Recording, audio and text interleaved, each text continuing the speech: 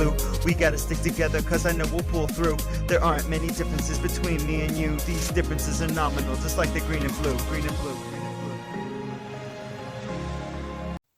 What it is, YouTube? It's your boy 202, and I got a little surprise for y'all today. For those of y'all who don't know, that there was a Phantom Dust tag team tournament just starting. For those of y'all who didn't know, I had posted another video about it a little bit earlier, about a couple weeks ago, maybe 1 or 2 weeks ago, and the tournament had just started. But the creators of the tournament and the creator of a very known Facebook page, you know, supporting the Phantom Dust and part of the Phantom Dusted community, they had invited me to do a podcast with them, you know, just talk about the tournament, talk about different stuff in the tournament, matchups and all that good stuff. So I was invited to do that with them, and I was excited about it because I actually had a lot of questions about, you know, what's going on in here and like the rules and what's the Swiss format and all the other stuff, and they explained it very thoroughly. So for those of y'all who don't know, I'm going to be replaying the podcast for y'all, and I'm going to be throwing some gameplay in there. So y'all sit back, enjoy the podcast, enjoy the vid, and yeah, let's get it. Dwayne, thanks so much for helping us put this together. So we're going to be talking about Phantom Dust tonight, a tournament that we've assembled here for 2017, the re-release of Phantom Dust. Just a quick bit of background. The game, I think, was released in 2005. Is that right? Yeah, I think it was 2004. Was it 4? Sure? It might have released in 04 Yeah. in Japan, and then I think it released in 05 in the English version. That sounds right to me. So we played it. You know, we were in just about from day one. Me and my buddy the Wolf. And you know, the game has a phenomenal tag team mode. You can play 2-on-2.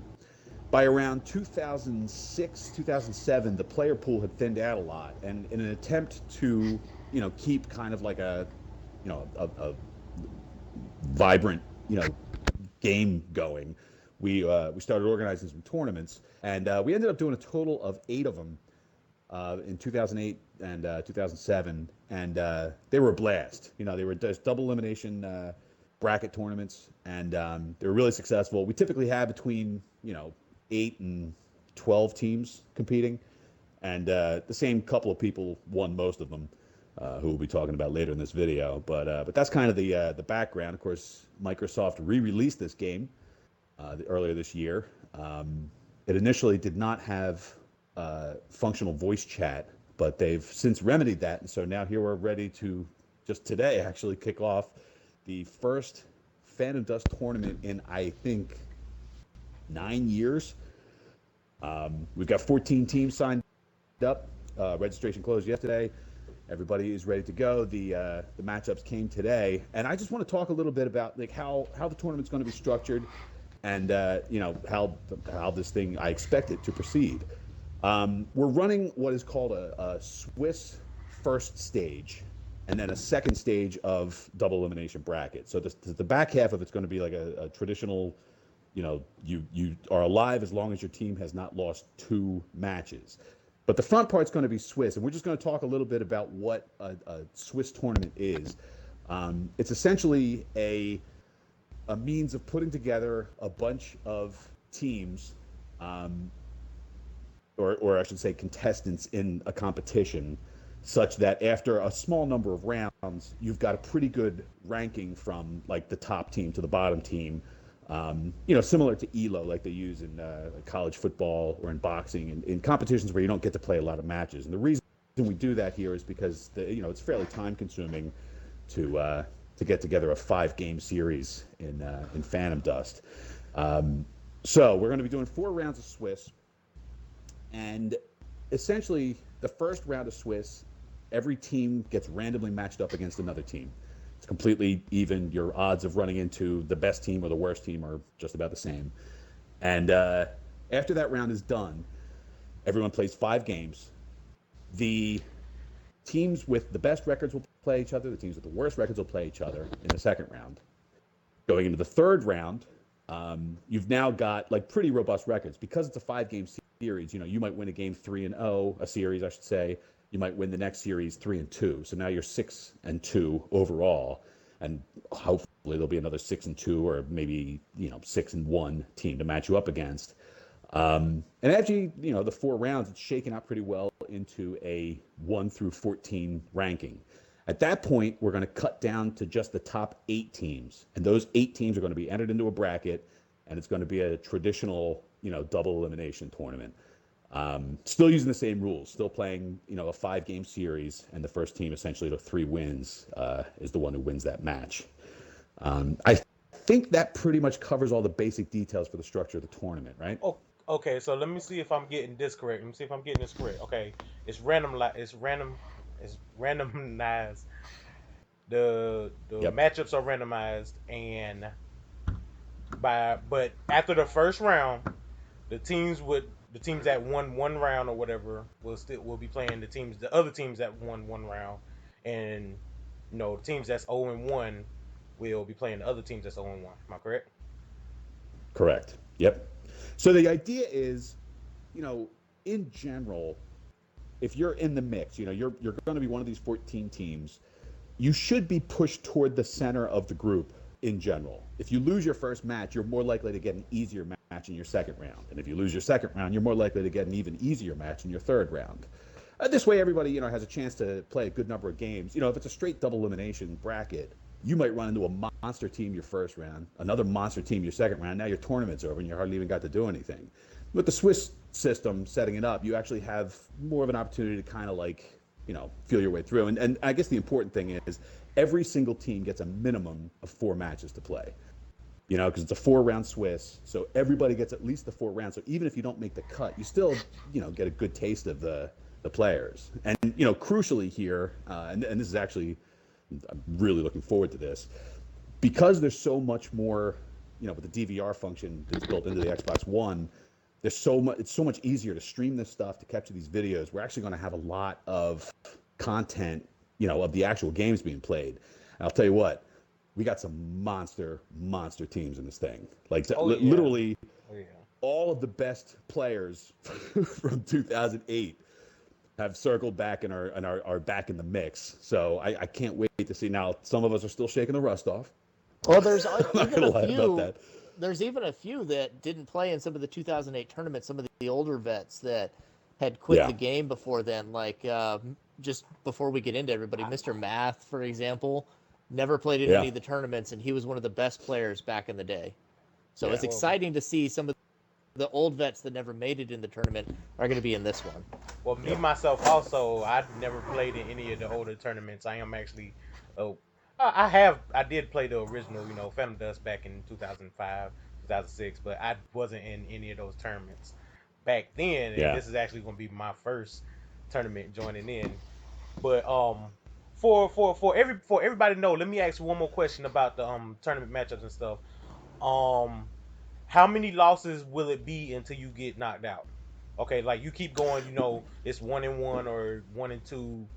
Is it how many losses it is until you get eliminated from the tournament overall? That's a great question. I mean, so there's basically 2 stages, right? It's really best to think about it as almost like 2 completely separate tournaments with the one leading into the other. In the Swiss rounds, you should get to play all 4 your games, your matches, no matter what. Even if you lose, you still get to play all those games. There's no elimination out of the Swiss. That said, there will almost certainly be teams that don't get to play their 4 matches because, you have connection issues, you have scheduling issues, that happens. But the good news is the Swiss system is, sufficiently bendable that you can deal with matches not being played, or if we really need to, we can even reschedule stuff like change some of the matchups as needed as the thing goes along. For example, if we end up, let's say in round 1 having like 2 teams just vanish on us, which is possible, we could take the 2 teams they were supposed to play and have them matched against one another, and that way we're back on good footing. So in theory, Swiss everyone should get to play, and that of course is the other benefit of Swiss. Is it kind of gives us a chance to make sure everybody's on board and on top of their matchups. In double elimination, so after the cut, those 8 teams are guaranteed 2 series, every single one of them. And double elimination is a little bit different because the only thing that matters is whether you lost a game. So let's say we get to the final 8 teams. The matchups are set, so the number 1 team plays the number 8 team, the number 2 team plays the number 7 team. Okay. If the number 1 team comes out and the number 8 team doesn't show up, right? And they get through the whole week and the number 8 team's not responding to them or whatever. Number 8 team gets disqualified and number 1 team gets to go on to the next round. But number 1 team has a game to make up now in the double elimination bracket, which means that when the time comes for a bye, and there's always a time for a bye at some point in the process, they're going to be the first team. They're not going to be on the list, even though they normally would be. The highest ranked team typically gets the bye. They're not going to get that because they didn't get to play their first round game. In other words, if once you've made the cut, once you've survived Swiss and gotten into the double elimination, you are guaranteed not to be out of the tournament until you have lost 2 series, no matter what. There's no kind of scheduling thing or disqualification, short of like just not showing up for your matches. As long as you're responsive and trying to schedule, you will absolutely be guaranteed, survival until you've lost 2 matches. Because basically it just keeps going and going until there's no teams left, until there's only 1 team left that hasn't lost to. So Okay, so go ahead, man. And for another half of your question, you said like, how much do I need to win to get to the second section, right? Because it is a top 8. That means 6 teams won't make it. And okay. That's not really a question of the system. That's a question of strategy. So we're looking at numbers, and you don't have to be the best to take first place. You have to beat 6 teams. And if you have a better record than the bottom 6, you will have the chance to take first place in the tournament once you get to stage 2 and you're in the double elimination. Yep. Yeah, that's actually a great point. No matter how bad you do in your first couple rounds, you still have a shot at win this thing. Okay, so I understand. As long as you can survive the cut. So the Swiss round is the cut into the. I mean, I'm going to use sports terms because a lot of people understand NBA sports terms. You making the cut is like postseason. I mean preseason. Exactly what it's like postseason. I mean no, yes. like Making the postseason. playoffs. It's like so the Swiss is like regular season, and then you get done the regular season. It's a short regular season in this case, just the 4 games, but you get done that regular season, and only 8 teams get to go to the playoffs. That's exactly right. It's a good metaphor. So that's the structure of it. And generally speaking, we've had a lot of success. Back in the day, we had a lot of success with people showing up. Because look, everyone who's in this thing loves this game. You know what I mean? Everybody wants to play, and especially wants to play these other people because they're really, really good players. So it's kind of cool. And now, especially for the fact that we're all going to have these videos, these gameplay videos, which I personally cannot wait to look at and deconstruct and break down and figure out what to do for the second tournament, because this, of course, will not be the last tournament either. Well, I think you're absolutely right, Nathan. And one thing I'd like to highlight as well is that this has been about 10 years since we all played. So we're all running on nostalgia, and we all remember who was good. We all remember who used to beat us. This is like 10 years worth of some grudge matches hooking up. Like, I've got my white whale that I need to take down in this tournament. I'm sure other people do too. I might be somebody else's white whale. Who's your white whale? Oh, it's Doomsday. I mean, it's pretty obvious. All right, so it's everybody. Doomsday's everybody's white I have whale. won Nobody who tournaments. does not have. I've won tournaments where Doom is in it, but I have yet to beat that son of a bitch in a finals. He's brutal. Yeah, we played you and Wolf in the finals that one. Yeah. Yeah, I've won more than one tag tournament, and I've even won it when Doomsday's in the tournament, but I have yet to beat that guy in the finals. So that's and my white whale. 1v1 And I'm sure other people have their own grudges. There's a long set here where people want to prove they're the best. Yeah, so you're going to see people going tooth and nail. You're not going to have people coming in here like, oh, well, I'm just going to play my matches and we'll see what happens. Like, just about everybody's coming in here chomping at the bit. Yep. Okay, but I do have another question. Another question about the tournaments. As far as rules wise, that was another big thing that me and my teammate personally, and a couple of other people I was talking to, I didn't necessarily have a problem with, but I want to say who came up with the rules. That's not necessarily what I'm trying to say, but like who like the ideas about the hanging and Yeah. there was That's the something elephant. called So Yeah. clipping I read about, and I don't know what that yeah, is, and I but can explain both those things. So I did the rules. I'm Nathan Zero. I actually we probably should have gone through and introduced ourselves. I'm Nathan Zero. I'm the tournament organizer. I'm also participating in it. My name is Dallin Mueller. I run the Facebook group Bregan123 in the game, and I also run the 1v1 tournaments. And this is Jacob. He's Reborn Guinan. I used to tag with Bregan, but we're totally frenemies now, and we're gonna meet in the finals for sure. and I'm of Top jealous course 10 because anime betrayals. y'all know I'm Dwayne 202. You know I'm going to be posting the vid. I got my own YouTube channel 202 Gaming. Y'all know who it is. And okay, yep. now about the Let me go through that. rules. So for the rules, to be honest with you, the rule of thumb in my mind is like we all know what this game is. We all have played it with each other, and if everyone's just cool, it would be fine. But there are a couple of little quirky things with this game that you really kind of need to account for and make a decision one way or the other. And of course, as you brought up, the hanging issue. So the game has a device in it called an environmental. It is like a universal effect. It's basically a thing that you place on the map somewhere, and as long as that thing is placed on the map, there's some kind of an effect that everyone suffers or benefits from, and that remains in effect until somebody goes and collects it off the map. Which to do that, you just have to walk over and pick it up. Unfortunately,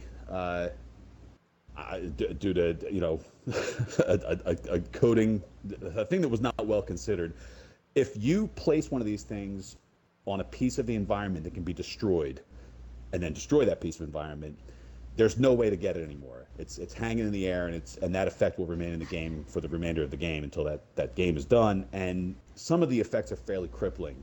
Some of them restrict what skills you can use, what offenses you can use. Some of them make it so that anything you do is the last time you can do that thing, so you real quickly run out of options. There are a lot of there that are pretty dysfunctional. So, unfortunately, there is no good solution, and there's no good solution coming. The developers have talked about maybe adding timers to them all, so they all have limits that way. We Which I did think is try probably a that in good the idea. beta. Yes. We And did do it in yeah, beta. it was Yeah. we did it in the beta, and it just made environmentals worthless. So Yeah. it became a choice whether do we want environmentals in the game or to just strip that entirely, which would be a really big aspect to lose. And It is. despite Yeah, how a handful crippling of them hanging are can be, there are counters to it. You can take right. there's a couple of moves like Return to Nature, Crush, Starting Point, things that can get rid of environmentals. So even if you hang something and it is a bad environmental for your arsenal, it's not a be all end all. You can Yeah. put If I could throw in preparations in 2 your cents arsenal to here, deal with that kind of stuff. this is going to come to something really different in the tournaments this time. Is that we're going to have a lot of recorded matches, we're going to have a lot of data, and we're going to have a lot of eyes on this. Before, the matches were just reported, like no one got to see or know what happened. So you can keep a Yep. lot of secrets. There's going to be a meta develop, absolutely, and it's going to evolve between tournaments. And I think that our view on environmentals can definitely follow that. Like if they're crippling in this first tournament, second tournament, we don't develop a meta to counter it, then we're like, maybe we should relook at this rule. I'm not Nathan, so I'm not No, confirming no, that. I'm just presenting the idea. Dude, that is a great point, and I agree with you 100%. I'm really, really excited about the idea of a meta developing as a result of there just being more visibility. You get to see what people are doing. The irony is, the guy we were talking about earlier, iDoom, who was a fantastic player of this game, his arsenals are the most like bare bones, bread and butter. He doesn't use generally speaking, any kind of special skills whatsoever. He just runs around with like psycho spears and flame swords for the most part. I mean, he really, or at least he did. He just did it all with like hand-eye skill, and positioning and map awareness. But so it's not as if that's the end-all be-all either. In terms of like building like silver bullet decks or some kind of No, I totally type agree. of thing. Well, I let do me is ask. basically the best player, and he doesn't use any of that. Well, And I let don't me. think there's anybody that could really make a case to say anybody's better than I do.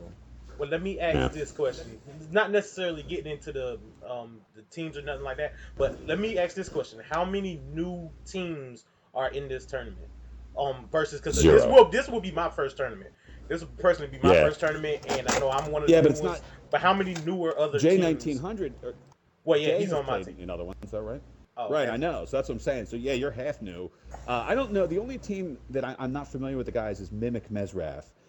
Um, Mimic and and Mesra. uh, yeah, I mean I've seen them online. I don't know who they were in the old days. I don't I recognize mean, there's a those couple gamer people that haven't tags. been in tournaments before, like Math and I Will Rider. Neither of them have been in a tournament. I don't think Yeah, Collected Dust or Filthy Knigget have either been in a tournament either.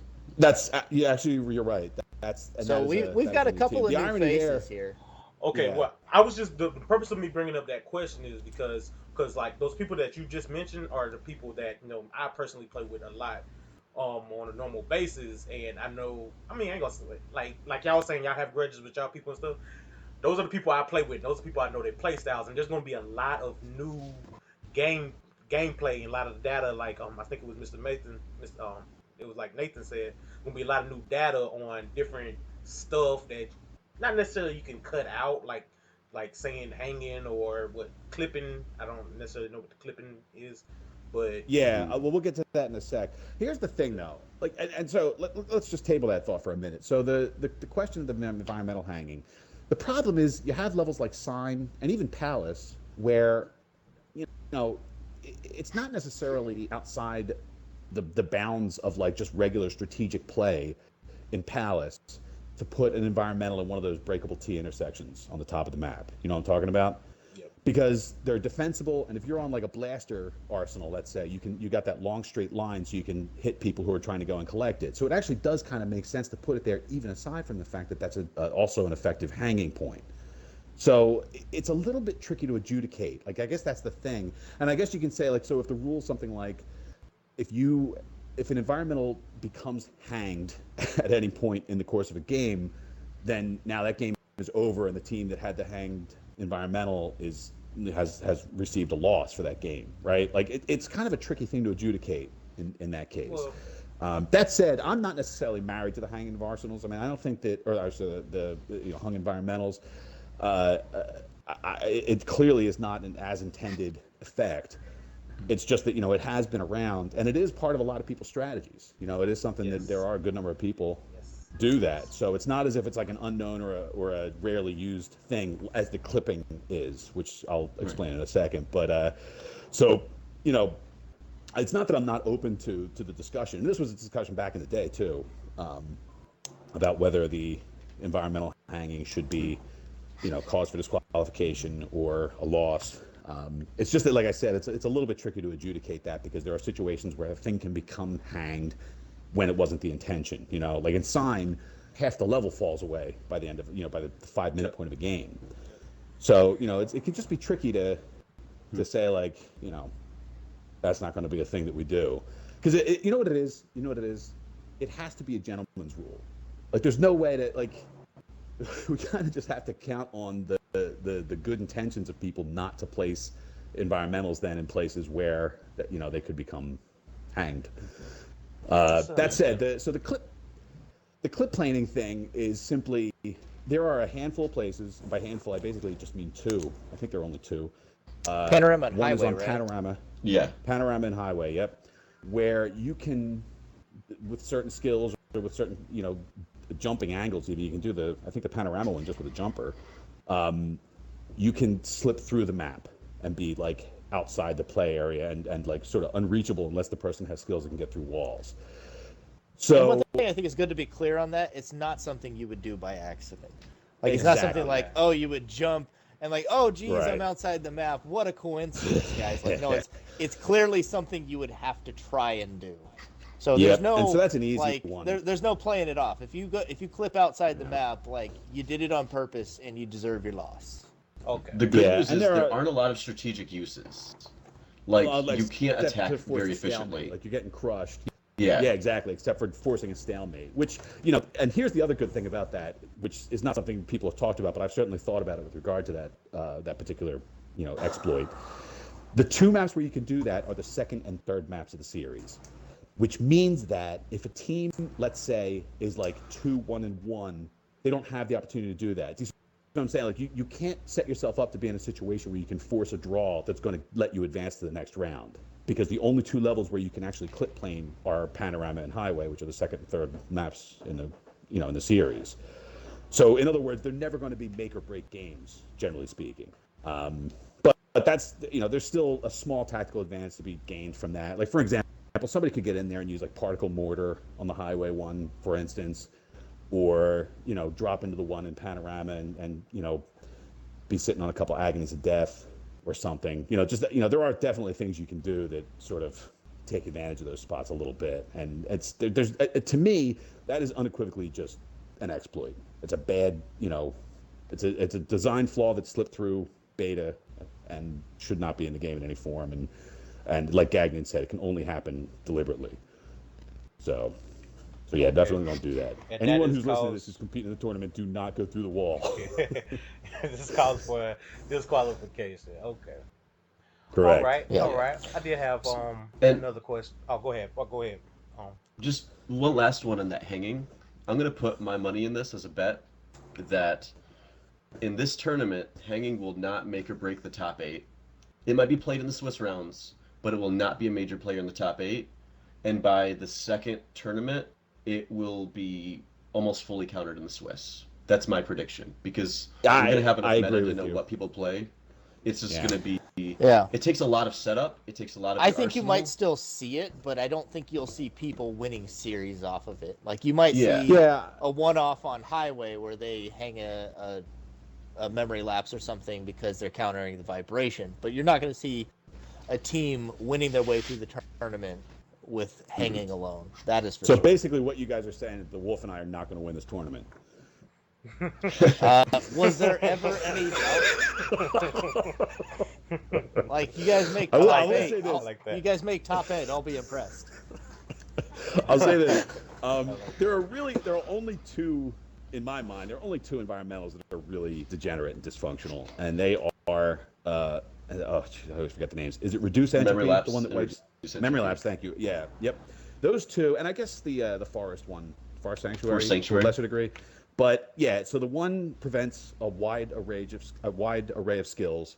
In fact, most of the skills that can break the erase defenses, and then they pack erase defenses alongside it. So what you end up with is a game where you are restricting everyone to only use low-cost offenses, and then carrying the defenses that can erase those offenses.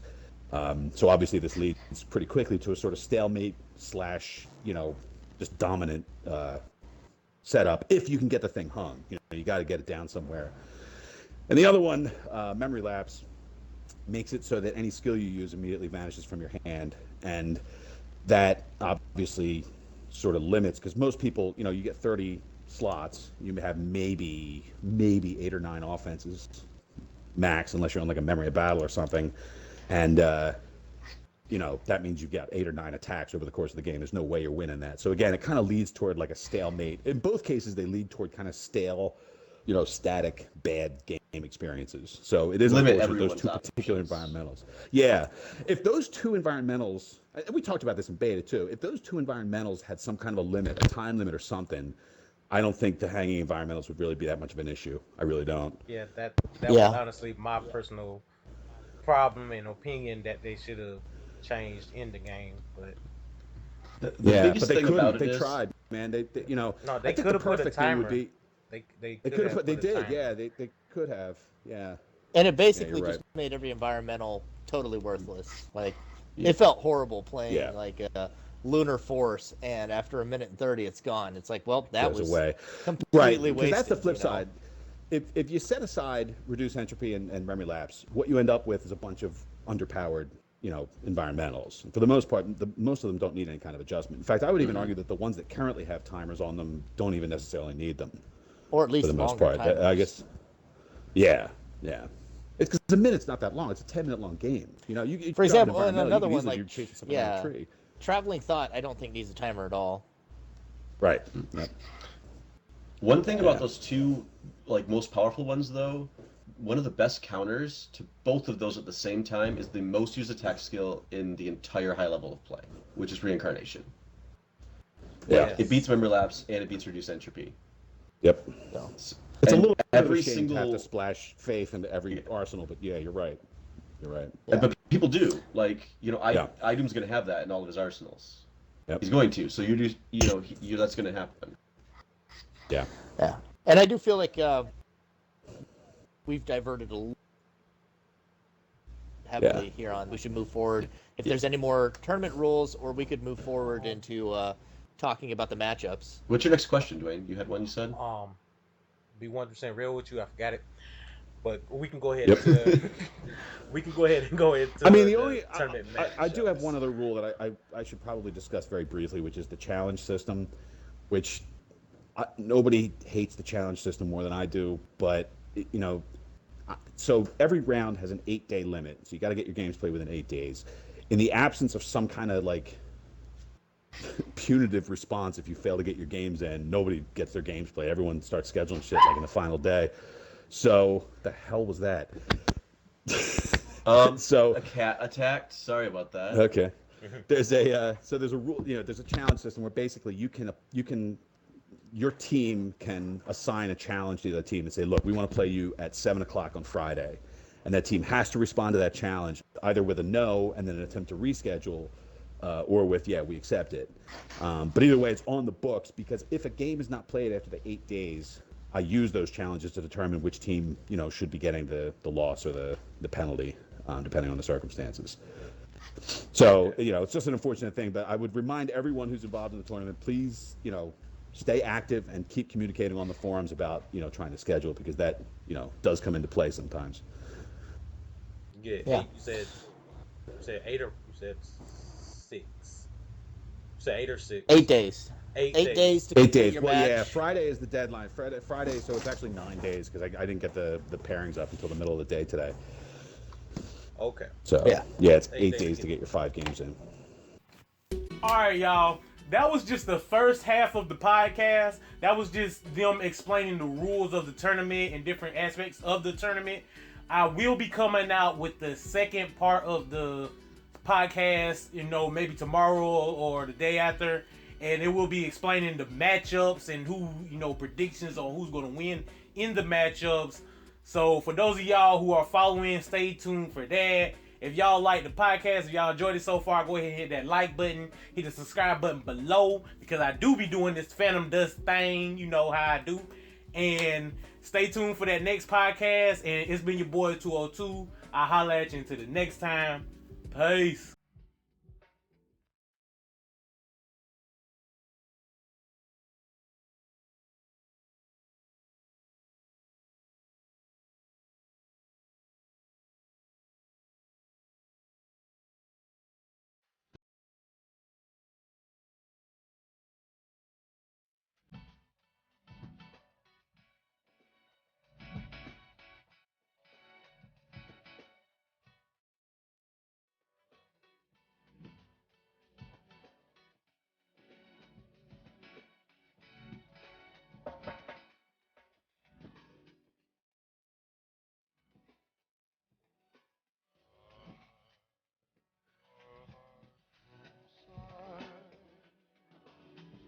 Sleep on Saturn.